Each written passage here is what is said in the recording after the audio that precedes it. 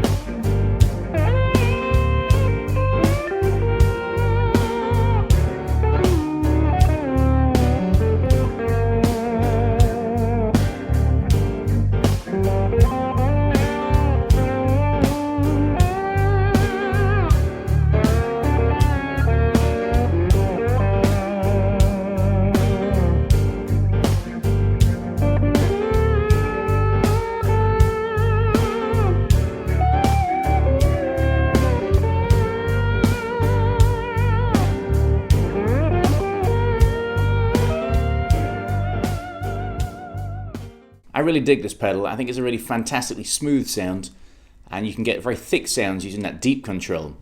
The deep control isn't just bass, it's kind of like low mid, so as you dial it in, you actually ditch some of the super lows and the highs, and it thickens the sound and you get a very smooth sound, so it'd be great for like a bridge, single coil, Telecaster, Strat, that kind of thing.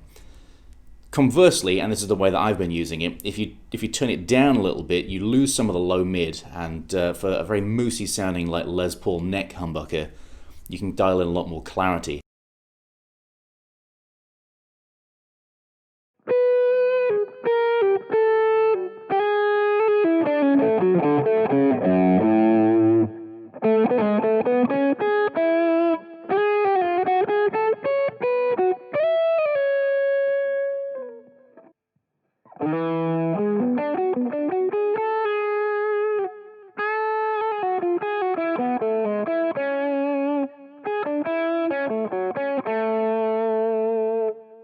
The ratio knob is, they're saying it's basically a blend between the clean and dirty. That's why they've called it ratio knob, not just gain. The sweet spot, as is always the case when I try pedals, it seems to be between like 12 and 2 o'clock. I tend to find that that's the sweet spot for drive pedals. If you have it all the way up, it'll get quite mushy, and if you have it most of the way down, then you should probably have used the drive pedal that started off with less drive. I will say that the gain cleans up really well with the volume knob, so when you turn the volume knob down, you don't have to turn it all the way down to make the distortion go away. Just a little bit of a turn and you lose a lot of it, which means I can get those kind of in-between pushed lead sounds just using the volume knob to clean it up. It also seems to retain the high-end clarity really well when you do that. Here's an example of that.